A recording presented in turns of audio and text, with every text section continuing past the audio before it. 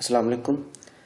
आज हम organic chemistry का थर्ड लेक्चर स्टार्ट करते हैं और आज का हमारा जो फर्स्ट टॉपिक है वो है बॉन्ड एनर्जी। बॉन्ड एनर्जी क्या होता है? Energy required to break one mole of bonds in a substance in gaseous state. कोई भी सब्सटेंस है उसको गैसियस स्टेट में लेके जाकर उसके तमाम के तमाम बॉन्ड्स को तोड़ना। वन मोल ऑफ बॉन्ड का मतलब होता है 6.023 इंटू 10⁻23 बॉन्ड्स। किसी भी चीज़ में गैसियस स्टेट में इतने बॉन्ड्स को तोड़ने के लिए जो एनर्जी चाहिए होती है, मतलब किसी भी मॉलिक्यूल में इतने बॉन्ड्स तोड़ने के लिए, उसको सारों को एटम्स में कन्वर्ट करने के लिए इतनी जो एनर्जी चाहिए होती है उसको हम क्या नाम देते हैं? बॉन्ड एनर्जी का नाम देते हैं। Energy is always required to break a bond. Bond को तोड़ने के लिए एनर्जी चाहिए होती है क्योंकि बॉन्ड एक फोर्स ऑफ अट्रैक्शन होती है और उस फोर्स ऑफ अट्रैक्शन को ख़त्म करने के लिए, उसको तोड़ने के लिए हमें एनर्जी रिक्वायर्ड होती है। Energy is release to form a bond. और जब बॉन्ड फॉर्मेशन होती है तब एनर्जी रिलीज होती है, और जब बॉन्ड ब्रेकेज होती है तब एनर्जी एब्जॉर्ब होती है। ठीक है, तो बॉन्ड एनर्जी क्या होता है? वो एनर्जी जो हमें चाहिए है वन मोल ऑफ बॉन्ड्स को तोड़ने के लिए किसी भी सब्सटेंस में। और गैसियस स्टेट का वर्ड इसमें क्यों यूज किया है? गैसियस स्टेट का वर्ड इसलिए यूज किया है क्योंकि जब भी कोई चीज़ सॉलिड या लिक्विड स्टेट में होती है ना, उसके दरमियान फोर्सेस ऑफ अट्रैक्शन डोमिनेंट होती हैं, बहुत ज़्यादा होती है, तो हमें एनर्जी बहुत ज़्यादा देनी पड़ेगी। इसलिए हम उसको गैसियस स्टेट में लेके जाके तोड़ेंगे, क्योंकि गैसियस स्टेट के अंदर एनर्जी के जो फोर्सेस ऑफ अट्रैक्शन होती हैं वो वीक होती हैं और उनको तोड़ना आसान होता है। उसके बाद जो है नेक्स्ट है heat of reaction. Heat of reaction क्या होता है? He energy involved in a chemical reaction is called heat of reaction. किसी भी केमिकल रिएक्शन में जो एनर्जी इन्वॉल्व होती है उसको क्या कहते हैं? हीट ऑफ रिएक्शन कहते हैं। जैसे delta h of reaction is equal to delta h of product minus delta h of reactants. ठीक है, इसका जो इंटरनेशनल यूनिट है वो है किलो जूल पर मोल। एनर्जी को यूनिट किलो जूल में और पर मोल हम एक मोल के अकॉर्डिंग इसको स्टडी करते हैं। मेथड्स, दो मेथड्स हम अप्लाई करते हैं बॉन्ड एनर्जी को कैलकुलेट करने के लिए। कैलोरीमेट्री है जिसमें ग्लास कैलोरीमीटर हम यूज करते हैं, और स्पेक्ट्रोस्कोपिक मेथड्स हैं। ठीक है, दो मेथड्स हैं, कैलोरीमेट्री एंड स्पेक्ट्रोस्कोपिक मेथड्स। ये दोनों मेथड्स हम यूज करते हैं बॉन्ड एनर्जी को कैलकुलेट करने के लिए। ठीक है जी, क्लियर है। नेक्स्ट हम इसके एक एग्जांपल देखते हैं। एग्जांपल में इस तरह से है, इसको जरा हम ज्यादा कर लेते हैं।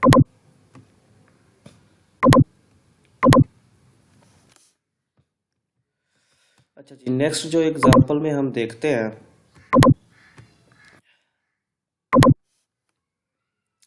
एग्जांपल हम लेते हैं H2 की। ठीक है, H2 एक मॉलिक्यूल, H2 के मॉलिक्यूल के अंदर एक बॉन्ड बना हुआ है दो हाइड्रोजन एटम्स के दरमियान में, कोवलेंट बॉन्ड बना हुआ है। गैसियस स्टेट में ला के इसको हमने तोड़ा, दो हाइड्रोजन के एटम जो हैं ये अलहदा हुए, और इसके लिए जो एनर्जी चाहिए हुई वो थी 4.436 किलो जूल पर मोल। मतलब हाइड्रोजन का बॉन्ड तोड़ने के लिए वन मोल ऑफ बॉन्ड, मतलब वन मोल ऑफ बॉन्ड का मतलब है कि इस तरह के 6.023 मल्टीप्लाइड बाई 10⁻23 इतने हमारे पास मॉलिक्यूल्स हों, इतने बॉन्ड्स हों, उनको तोड़ने के लिए 436 किलो जूल पर मोल एनर्जी हमें रिक्वायर्ड होती है। एक और एग्जांपल है जैसे CH4 की, मीथेन की। इसमें 4 कोवलेंट बॉन्ड है। सिमिलरली कार्बन के 4 हाइड्रोजन एटम्स के साथ हमने इनको सेपरेट किया, कार्बन सेपरेट, हाइड्रोजन सेपरेट, तो हमारे पास जो bond energy I delta H I वो 1660 किलो जूल पर मोल एनर्जी आई।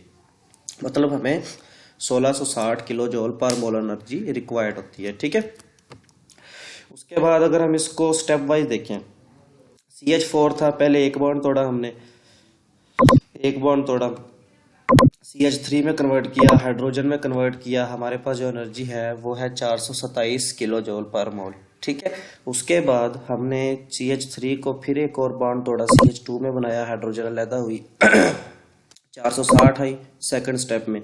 फिर थर्ड स्टेप में CH2 को CH और हाइड्रोजन में फिर तोड़ा, मतलब एक एक करके हम बॉन्ड को तोड़ रहे हैं, 435 आई। उसके बाद CH को कार्बन एंड हाइड्रोजन में कन्वर्ट किया तो जो एनर्जी आई वो 336 किलो जूल पर मोल है। तो जब इन सब को प्लस करते हैं तो वो तकरीबन 1660 किलो जूल पर मोल जो नेट अमाउंट ऑफ एनर्जी हमें स्टार्ट में इस जगह पे बताई गई है उतनी ही आई है हमारे पास। ठीक है, उसके बाद जो एवरेज अगर हम निकालें average carbon hydrogen bond energy. तो देखिए हमारे पास टोटल एनर्जी आई है 1660 और हमने बॉन्ड कितने तोड़े हैं, 4 बॉन्ड तोड़े हैं, ये वाले 4। तो इसको किया तो हमारे पास एवरेज जो बॉन्ड एनर्जी है वो 415 किलो जूल पर मोल एनर्जी है, ठीक है। उसके बाद इसमें एक दो बातें और। Stronger the bond shorter is the bond length. जितना ज़्यादा बॉन्ड स्ट्रॉन्ग होगा बॉन्ड लेंथ उतनी ज़्यादा क्या होगी, कम होगी। बॉन्ड लेंथ हमने पढ़ा था तो एटम्स के दरमियान जो एवरेज डिस्टेंस होता है वो वाला, जितना ज़्यादा स्ट्रॉन्ग बॉन्ड बना होगा वो वाला जो डिस्टेंस है वो उतना ही ज़्यादा कम होगा। Bonds become weak going down the periodic table. Periodic table में ऊपर से नीचे ग्रुप में आते हैं ना, तो बॉन्ड हमारे पास वीक होते जाते हैं। उसकी रीज़न क्या होती है, क्योंकि पीरियोडिक टेबल में जैसे जैसे ऊपर से नीचे आते हैं साइज बढ़ते जाते हैं एटम्स के। तो साइज के इंक्रीज होने की वजह से हमारे पास जो बॉन्ड वाले जो म्यूचुअल शेयर्ड इलेक्ट्रॉन्स होते हैं वो न्यूक्लियस से दूर हो जाते हैं। न्यूक्लियस से दूर होने का मतलब है कि उनकी ग्रिप जो है वो न्यूक्लियस की ग्रिप उन इलेक्ट्रॉन्स पे इतनी ज़्यादा स्ट्रांग नहीं है, तो बॉन्ड वीक होते हैं और बॉन्ड एनर्जी भी डिक्रीज होती जाती है। Double bond is shorter and stronger than single bond. जो डबल बॉन्ड होता है वो सिंगल बॉन्ड के निस्बत ज़्यादा शॉर्ट भी होता है और स्ट्रॉन्ग भी होता है। इसी तरह से जो ट्रिपल बॉन्ड है is stronger and shorter than double bond. Triple bond double से मतलब सबसे ज़्यादा जो स्ट्रॉन्ग ट्रिपल होता है, फिर डबल होता है और लास्ट पे सिंगल बॉन्ड होता है। ठीक है जी, तो ये तो था बॉन्ड एनर्जी का टॉपिक। उसके बाद है जो नेक्स्ट है हमारे पास आयनिक करैक्टर ऑफ कोवलेंट बॉन्ड्स। हमने आयनिक करैक्टर को देखना है इसका, ठीक है। आयनिक करैक्टर कैसे, कोवलेंट बॉन्ड जो बनता है ना वो बनता है म्यूचुअल शेयरिंग ऑफ इलेक्ट्रॉन्स की वजह से, ठीक है। म्यूचुअल शेयरिंग ऑफ इलेक्ट्रॉन मतलब कि एक इलेक्ट्रॉन एक एटम का, एक इलेक्ट्रॉन दूसरे एटम का शेयर हो जाते हैं और हमारे पास कोवलेंट बॉन्ड बच जाता है। हाइब्रिडाइजेशन के अकॉर्डिंग हमने देखा था ऑर्बिटल ओवरलैप कर लेते हैं, ठीक है। लेकिन यहाँ पे एक छोटा सा प्रॉब्लम है, वो ये है कि कोवलेंट बॉन्ड के होती हैं दो टाइप्स। एक होता है पोलर कोवलेंट बॉन्ड, दूसरा होता है नॉन पोलर कोवलेंट बॉन्ड। सबसे पहले हम पोलर कोवलेंट बॉन्ड देखते हैं। इसके अंदर क्या होता है, जो इलेक्ट्रॉन शेयर होता है ना वो इक्वली शेयर्ड नहीं होता, बराबर बराबर शेयर नहीं होता, बल्कि वो इलेक्ट्रॉन एक एटम की तरफ ज्यादा होता है।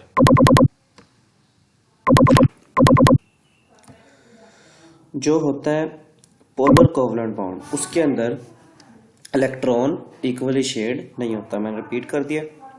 तो देखिए मैंने एग्जांपल लिया हाइड्रोजन फ्लोराइड की, HF की मैंने एग्जांपल लिया। तो देखिए फ्लोरीन के ऊपर इस मॉलिक्यूल के अंदर पार्शियल नेगेटिव चार्ज होता है, जबकि हाइड्रोजन के ऊपर इस मॉलिक्यूल के अंदर पार्शियल पॉजिटिव चार्ज होता है, ठीक है।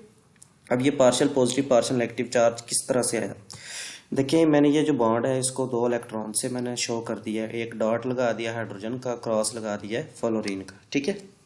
डॉट क्रॉस इनके हमने लगा दिए।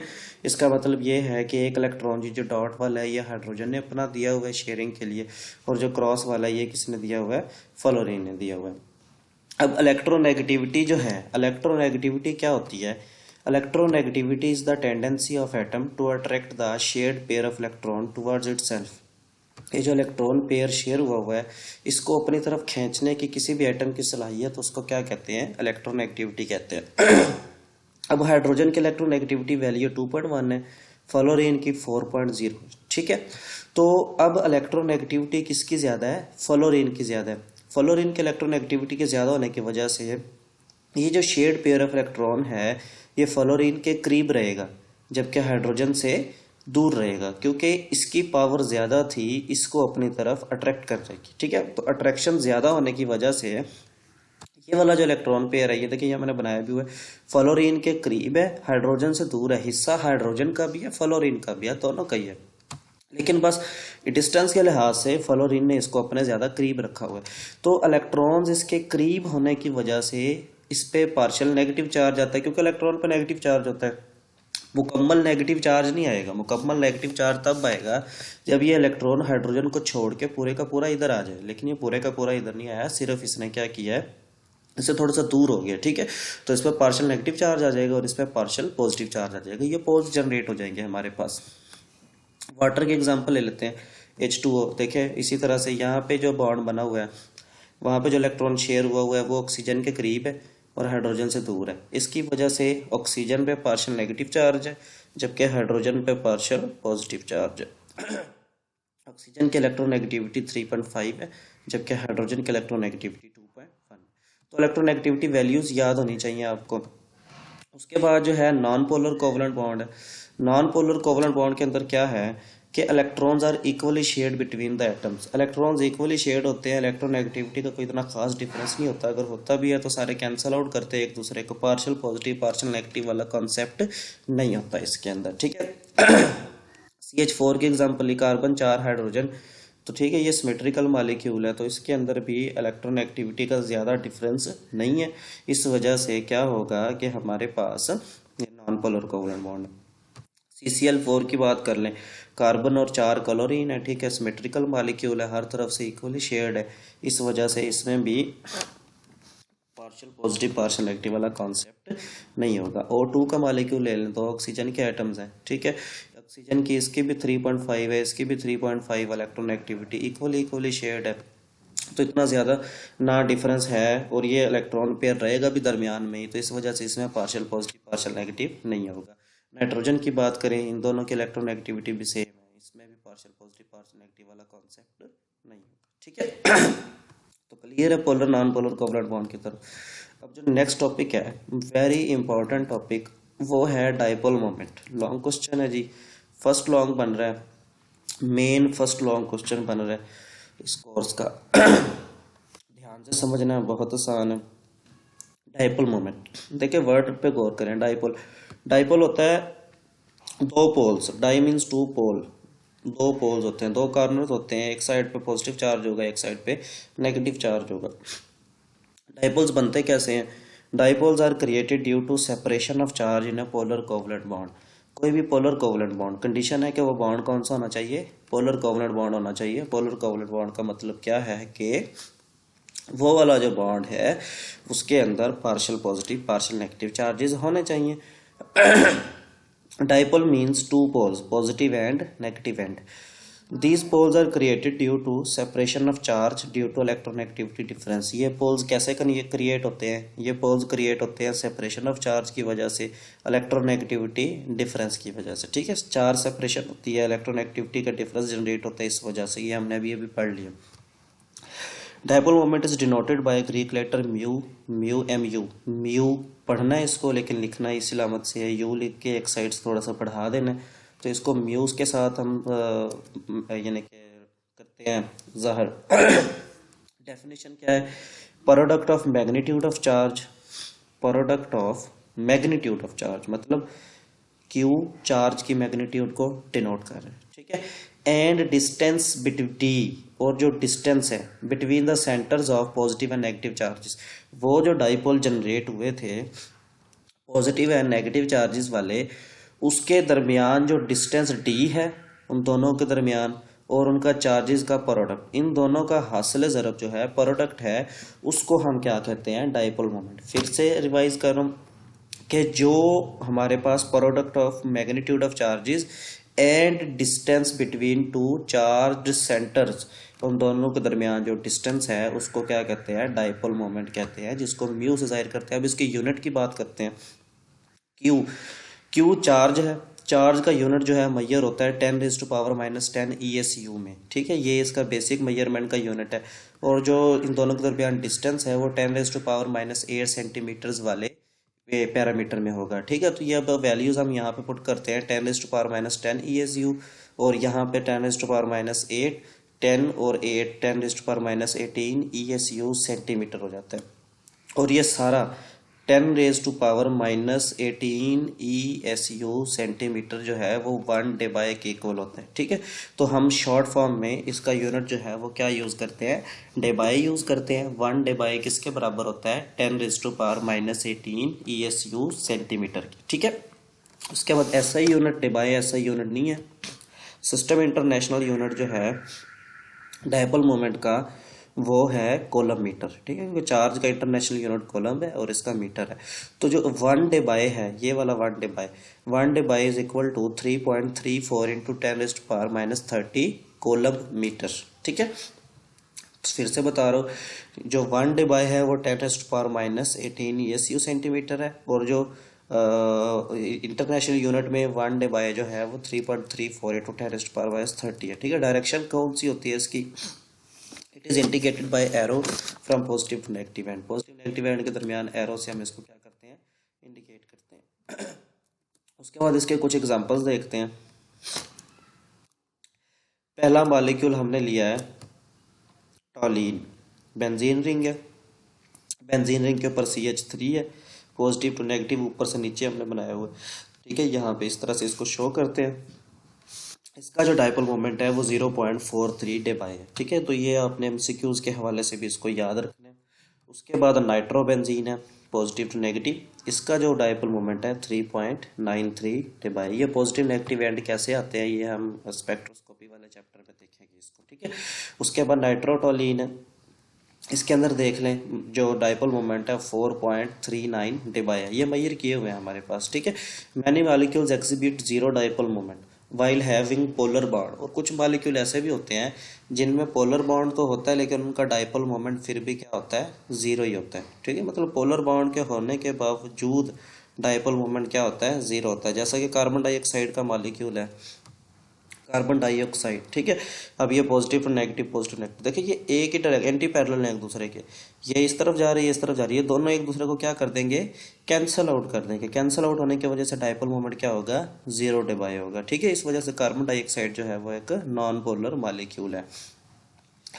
अच्छा, अब यहाँ पे देख लें हम, ट्रांसफॉर्म में देखते हैं, ये कार्बन कार्बन डबल बॉन्ड है और ये एक क्लोरीन है, ये एक क्लोरीन है। अब ये positive to negative dipole moment इधर गया, ये इधर गया, ये दोनों भी एक दूसरे को क्या कर देंगे, कैंसल आउट कर देंगे। डाइपोल मोमेंट हमारे पास कितना है, जीरो डिबाई। बेशक ये पोलर हैं थोड़े से, लेकिन फिर भी इनका डाइपोल मोमेंट जीरो होने की वजह से नॉन पोलर हो जाते हैं, क्योंकि डाइपोल मोमेंट भी डिसाइड करता है कि कौन सा मॉलिक्यूल पोलर है और कौन सा नॉन पोलर है। उसके बाद ये आप देखें, कार्बन कार्बन डबल बॉन्ड है। ठीक है, डाइपोल मोमेंट अब इसमें मैंने चेंज कर दिया है, यहाँ पे क्लोरीन अपोजिट साइड्स पे थे, अब नीचे वाले में दोनों क्लोरीन क्या हो गए हैं, सेम साइड पे हो गए हैं। तो ये वाला डाइपोल, ये वाला डाइपोल कैंसिल नहीं करेंगे एक दूसरे को, अब इनकी सेम डायरेक्शन है, तो इसका डाइपोल मोमेंट जो है वो 1.90 डिबाई है। इसी तरह CCl4 की बात करते हैं, ये चारों डाइपोल कैंसिल आउट करेंगे एक दूसरे को, इसका डाइपोल मोमेंट जो है वो जीरो डिबाई है। ठीक है, greater the value of dipole then greater is the polarity. जितनी ज़्यादा डाइपोल की वैल्यू होगी ना, पोलैरिटी उतनी ही ज़्यादा होगी। ठीक है, तो समझ आ गई सबको? कोई किसी का क्वेश्चन हो तो ज़रूर बताइएगा। डाइपोल मोमेंट वाला टॉपिक लाजमी बुक से आप लोगों ने रीड करना है, और उसके बाद अगर किसी का कोई क्वेश्चन है तो वो जेंटली पूछ सकते हैं। जज़ाकल्लाह।